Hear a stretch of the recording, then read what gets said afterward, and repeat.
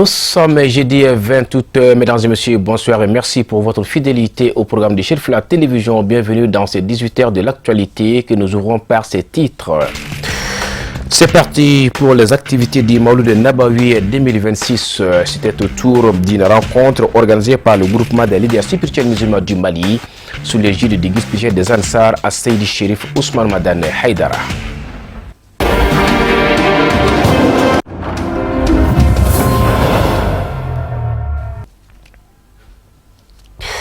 Mesdames et messieurs, bonsoir, bienvenue. Les activités du Mawlud Nabawi ont été officiellement lancées donc par le groupement des leaders spirituels musulmans du Mali. La naissance du saint prophète entre l'impératif de l'unité islamique et la nécessité de la coopération nationale et humaine au profit de la paix sociale, c'est le thème retenu au titre de l'édition 2026. Le groupement des leaders spirituels musulmans du Mali, sous la conduite de son président, Seydi Chérif Ousmane Madane Haïdara. La traditionnelle cérémonie de lancement officiel des activités s'est tenue le mercredi à la résidence du guide des Ansar à Sebeni Koro. On fait le point avec Kafne Bachili. Ils ont répondu favorablement à l'appel des responsables malgré une forte pluie. Fidèle à ses orientations, le groupement des leaders spirituels musulmans du Mali a une nouvelle fois respecté une tradition désormais bien ancrée auprès des fidèles musulmans. À travers cette cérémonie, le groupement des leaders spirituels musulmans du Mali donne officiellement le coup d'envoi des activités de la célébration du Mawlud Nabawi édition 2026. Comme vous avez bien, comme d'habitude, chaque année sous le leadership et l'organisation du Cheikh Chérif Ousmane Madane Haïdara, le groupement des leaders spirituels du Mali procède à un lancement officiel du thème central du Mawlud de l'année, cette année comme 2026. Donc on a procédé à ça sous sa présence aujourd'hui. Il y a eu des gens qui sont venus de partout les horizons, des prêcheurs, les imams, les muqaddam, ceux qui célèbrent le Mawlud, les grands responsables du Mawlud Nabawi. Ils sont venus aujourd'hui pour échanger un peu et pour échanger aussi sur le thème central qui est le Mawlud Nabawi Sharif. On dit en arabe bayna hatmiyati al-wahdat al-islamiyya, entre la fatalité de l'unité islamique et la nécessité de la coopération nationale et humaine. Donc c'est placé sous ce thème cette année. Nous envisageons vraiment de discuter sur le thème central du Mawlud d'abord. Qu'est-ce que signifie le Mawlud en termes du temps, en termes de l'espace aussi, en termes de l'événement, qui est le prophète Mohammed sallallahu alayhi wa sallam, quels sont ses enseignements, quelle est sa mission, noble mission qu'il a menée. Ensuite de parler aussi spécialement sur la nécessité de l'unité nationale à travers les enseignements des prophètes et ses pratiques aussi. Et nous parlons aussi sur la coopération humaine dans l'ensemble, quel qu'en soit des musulmans, entre les musulmans et les autres qui ne sont pas musulmans, la cohabitation pacifique. Tout ça au profit de la paix sociale que nous envisageons. Donc on a discuté les thèmes aujourd'hui, on a donné des directives et des enseignements aux gens qui sont là. Donc chacun va parler sur ça, chacun va diffuser ses messages aussi. Ses succédants au micro, les différents intervenants ont exprimé leur satisfaction quant à la tenue de cette cérémonie organisée depuis 14 ans, marquant le début des festivités du Mawlud Nabawi. Ils ont également appelé les fidèles et l'ensemble des Maliens à œuvrer davantage pour la paix, la cohésion sociale et le vivre ensemble. Aujourd'hui, nous sommes là comme d'habitude. Ça fait 14 ans qu'à l'approche du Mawlud, le groupement des leaders spirituels musulmans du Mali, sous le leadership de son président Chérif Ousmane Madane Haïdara, choisit un thème pour que sur tous les terrains de prêche, que les prêcheurs, les musulmans puissent prêcher le même langage. Donc nous sommes là aujourd'hui dans la continuité des préparatifs du Mawlud 2026. Donc le thème choisi, c'est la naissance du prophète Mawlud et le Mawlud du prophète Mohammed sallallahu alayhi wa sallam, entre l'impératif de l'unité islamique et la coopération nationale et humaine au profit de la paix sociale. Et ce thème va directement dans le même sens que le président du Haut Conseil islamique, Chérif Ousmane Madane, a lancé en juin 2020 concernant l'unité des musulmans. Parce que nous avons vu que l'unité des musulmans est le seul gage pour une paix sociale, pour une paix durable, pour un développement durable de la communauté et de la nation. D'où ce thème. Donc ce thème sera débattu sur tous les terrains de prêche lors du Mawlud. Et tout au long de cette année scolaire, les prêcheurs célébrant le Mawlud vont s'inspirer de cette brochure qui a été élaborée par la commission religieuse du groupement des leaders, à sa tête Cheikh Hamza Maïga, qui est à la tête de la commission religieuse. Donc les autres membres ont élaboré une brochure et un renforcement des capacités sera organisé très prochainement à l'intention des prêcheurs sur la brochure. À l'instar des années précédentes, la thématique choisie sous la clairvoyance du président du groupement des leaders spirituels musulmans du Mali, son éminence Seydi Chérif Ousmane Madani Haïdara, s'inscrit pleinement dans le contexte actuel du Mali. Cette initiative du groupement des leaders spirituels musulmans du Mali a été largement saluée, avec pour objectif de contribuer au renforcement de l'unité de la communauté musulmane et à la consolidation de la paix sociale. Au nom de la jeunesse, on salue notre papa, Chérif Ousmane Madani Haïdara, qui a réuni tous les soufis, tous les tijani, tous les musulmans du Mali pour préciser un grand thème du Mawlud pour que notre Mawlud soit une Mawlud de bénéfices. Voilà, pour que on puisse bénéficier dans les thèmes, pour que la coalition soit entre les musulmans, surtout entre nous les Maliens. Donc le thème vraiment c'est parfait, donc on est vraiment content par rapport à ça. On demande à tous les prêcheurs de bien focaliser sur le thème pour bien bénéficier, pour que les musulmans puissent être bénéficiés par rapport à ce thème-là. Tout au long de la cérémonie, les interventions ont porté sur plusieurs aspects, notamment le bien fondé de la célébration du Mawlud Nabawi, ainsi que sur des messages de paix, de solidarité et de coexistence pacifique. Remerciant les membres du gouvernement, le président du groupement des leaders spirituels musulmans du Mali, Seydi Chérif Ousmane Madani Haïdara, a prodigué des sages conseils aux prédicateurs pour une bonne organisation des festivités du Mawlud. Il a également formulé des prières pour la paix, la stabilité du Mali et une bonne saison hivernale. La cérémonie s'est achevée par des bénédictions. Nous restons dans la même mouvance, cette fois-ci avec notre équipe conduite par Sadio Sidibé, qui était donc au stade du 26 mars, accompagnant une équipe de la commission d'organisation de la Fédération Ansardine Internationale FADI, de concert avec la direction nationale du support, qui était donc allée pour constater l'avancement des travaux d'entretien du stade du 26 mars devant accueillir l'événement proprement dit prévu le lundi 24 août, suivant les reportages. Le rendez-vous tant important dans les calendriers de l'association Ansardine Internationale est enfin arrivé. Il s'agit bien sûr de la célébration du Mawlud Nabawi qui marque donc la naissance, le baptême du saint prophète Mohammed, paix et salut sur lui. Pour ce faire, la commission d'organisation de la FADI et la direction nationale des sports sont venus ce jeudi 20 août 2026 au stade pour une visite de terrain. Selon toujours le directeur adjoint, ce stade du 26 mars est déjà disponible et qu'aucune entrave par rapport à la célébration de la 41e édition du Mawlud Nabawi. On est venu répondre d'abord aux besoins de la commission d'organisation de la Sardine qui nous a adressé une correspondance par rapport à la fête du Mawlud qui doit se tenir le mardi 25. Donc à la suite de ça, on a tenu une réunion théorique au niveau du bureau, au niveau de la direction nationale du sport, pour essayer de prendre toutes les prédispositions, les dispositions idoines dans le cadre de la préservation même des installations sportives au niveau du stade du 26 mars.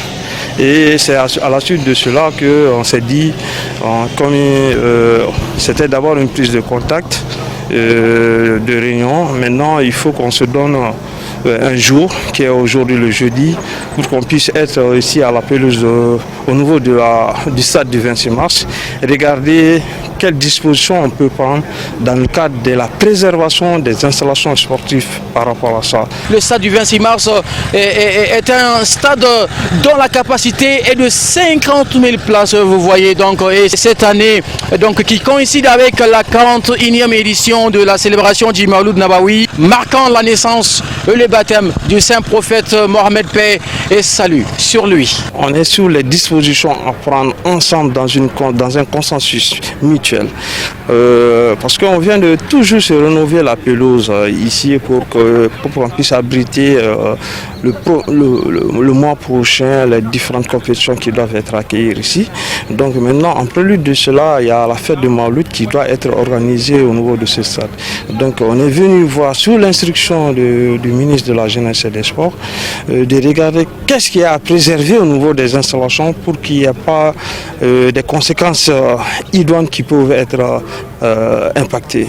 Donc on est là par rapport à ça. Ensemble, nous avons trouvé des solutions idoines. On a trouvé une convention par rapport à tout cela. C'est pour cela qu'on est venu sur le terrain regarder ensemble les installations qui vont amener, où les mettre, où mettre les tribunes, où mettre les gens qui seront là. De la tribune au gradin, tout est mis au propre, tout est nettoyé, envie d'accueillir le Mawlud Nabawi. Vous voyez déjà les chaises, et tout est déjà au propre. Donc, et c'est la grâce à la volonté, c'est la grâce à l'abnégation des militants et sympathisants qui sont sortis massivement donc, pour venir nettoyer le stade, l'extérieur et l'intérieur du stade. Donc vous voyez le stade du 26 mars jusqu'au niveau de la pelouse, tout est déjà vraiment bien nettoyé afin que ce stade puisse être assaini et disponible avant le Mawlud prévu dans la nuit du lundi à mardi. Vous ne pouvez jamais avoir accès au stade sans passer par ces portiques-là. Donc c'est pour vous dire que les ansars sont déployés partout, envie de donner un nouveau visage. Tout est déjà fin prêt donc pour permettre à ces milliers de fidèles musulmans de venir commémorer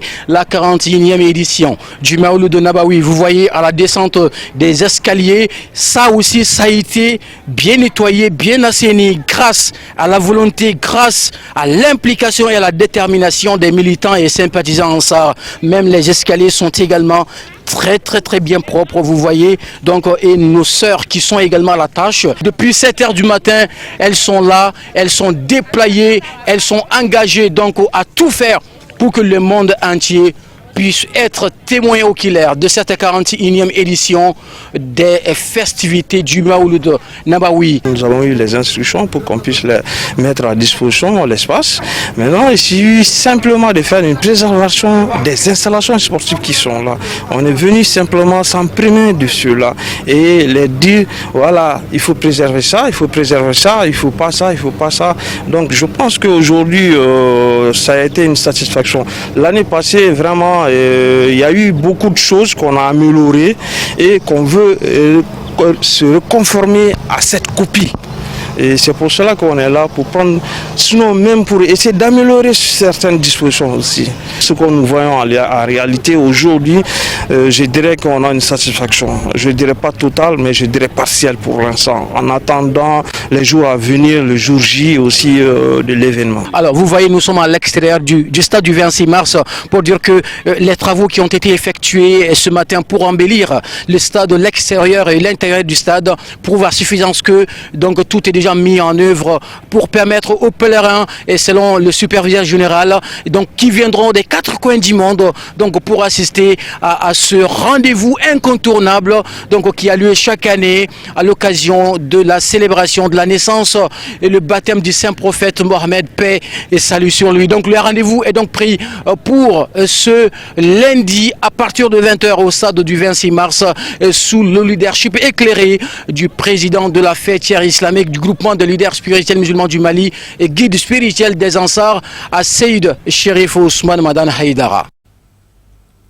Voilà, nous restons au stade du 26 mars, cette fois-ci pour vous proposer les impressions du superviseur général des grands événements de la Fédération Ansardine Internationale qui, après avoir visité les différents sites du stade, a livré ses impressions au micro de Sadio Sidibé et Dramane Mali.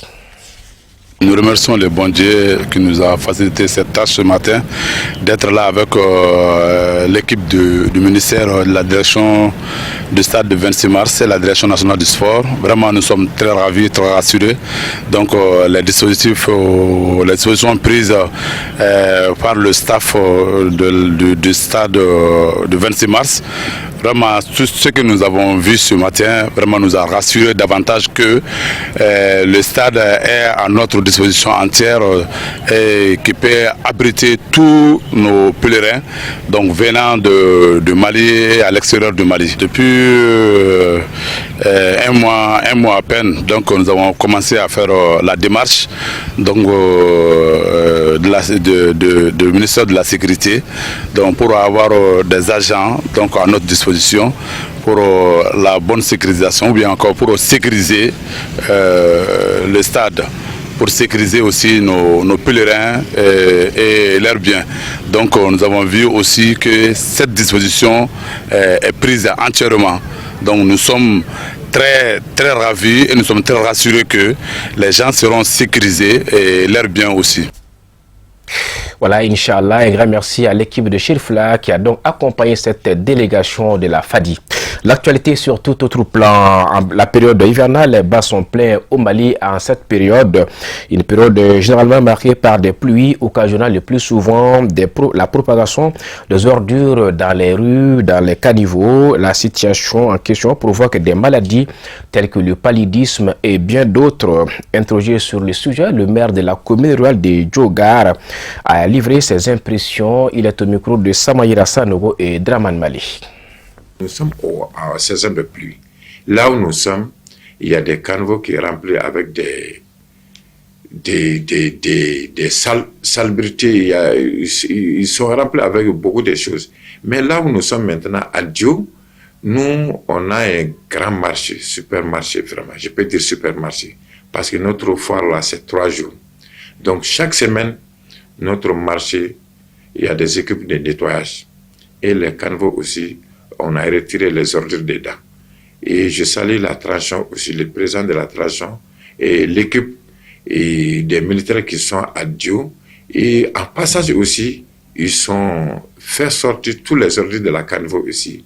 Et l'eau a isolé quelques parties aussi. Ils sont tous travaillés aussi sur ça. Parce que les moustiques là, ça vient à cause de la salubrité. Il y a beaucoup de familles, là où nous sommes maintenant, les gens cherchent à manger. Mais les ordonnances là, c'est pas facile. Donc lutte contre tout ça, c'est faire sortir les ordures dans les caniveaux et là où les eaux isolées seront présentées et débouchées aussi. Et le message que je vais tirer aussi, tout le monde n'a qu'à faire travail sur ça et lutter contre les salubrités. Donc, c'est pas les maires seulement, c'est pas la mairie seulement, toute la population. On a besoin de tout le monde sur ça. Chacun n'a qu'à faire ce qu'il peut faire. Et puis, nous sommes en partenariat avec Maroc aussi. Bientôt, on va jumeler ensemble. Tout ça, c'est dû à ça. Même dans les carrés, même dans les rues, j'ai fait des messages. Il y a les groupements de femmes partout, dans tous les villages. Même hier seulement, on était à une réunion. On a fait des messages aussi. Tout le monde, à tous les temps aussi, on est en train de faire passer des messages. Voilà, l'assainissement, c'est l'affaire de tous. Voyons ce qui fait l'essentiel du reste de l'actualité, commenté en brève en image par Amadou Kamara.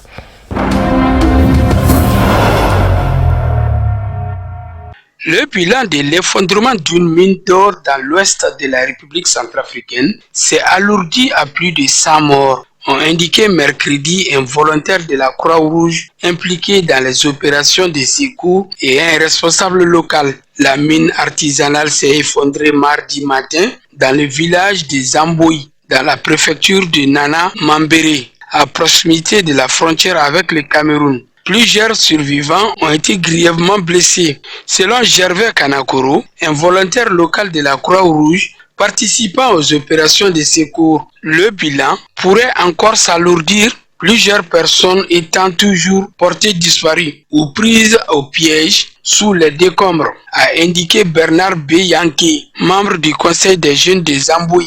Les retrouvés vivants relèveraient du miracle, a déclaré M. Yankee. Nous sommes profondément attristés et bouleversés de voir des jeunes hommes et des jeunes femmes périr après être venus travailler dans les mines pour sortir de leur famille du désespoir.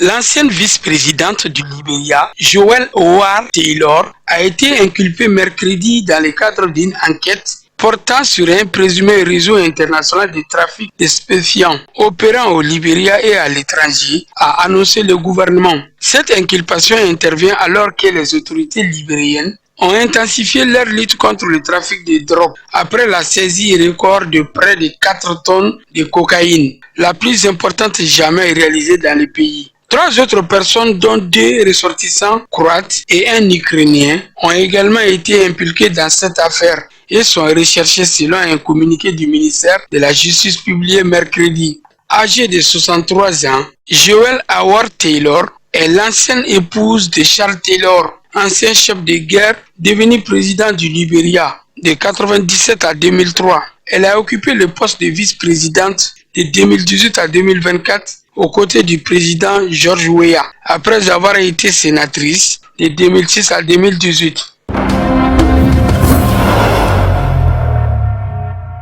Après une rupture actée par le Tchad de la coopération militaire entre le pays et la France, un nouvel accord semble restaurer cette relation bilatérale. Si la France n'établit toutefois pas de base permanente au Tchad, pour le moment, le traité stipule que les militaires français participent à la formation des effectifs tchadiens, à la collecte du renseignement et au soutien aérien de l'armée tchadienne depuis le mois d'avril. Ce partenariat permettra au Tchad d'adresser ses besoins alors qu'il confronte Boko Haram et la province d'Afrique de l'Ouest de l'État islamique dans la région du lac Tchad.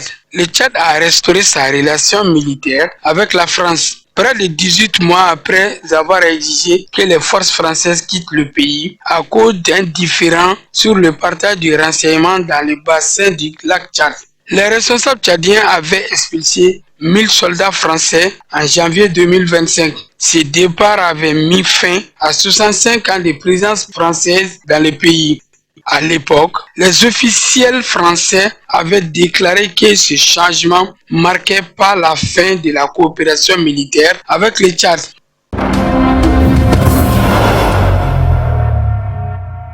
En Zambie, le leader de l'opposition, Brian Mundubile, ne reconnaît pas la victoire du président Hakainde Hichilema à l'élection présidentielle du 13 août et a annoncé mercredi qu'il allait déposer un recours. Brian Mundubile dénonce des fraudes électorales, irrégularités pendant la campagne, le déroulement du scrutin, le dépouillement, la transmission et la proclamation des résultats, entre autres. Selon les chiffres publiés mardi par la commission électorale, Hakainde Hichilema remporte la présidentielle avec environ 60% des voix, alors que Brian Mundubile est crédité de 38%. Une mission électorale de l'Union européenne a fait part de ses inquiétudes en lien avec la transparence du scrutin. Elle souligne que de nombreux membres du personnel des bureaux de vote n'avaient pas consigné les résultats sur la feuille de dépouillement de leur annonce, comme l'exige la réglementation, rapporte Reuters. Le scrutin présidentiel s'est déroulé dans un climat tendu. Au moins 11 personnes ont été arrêtées, dont des figures majeures de l'opposition.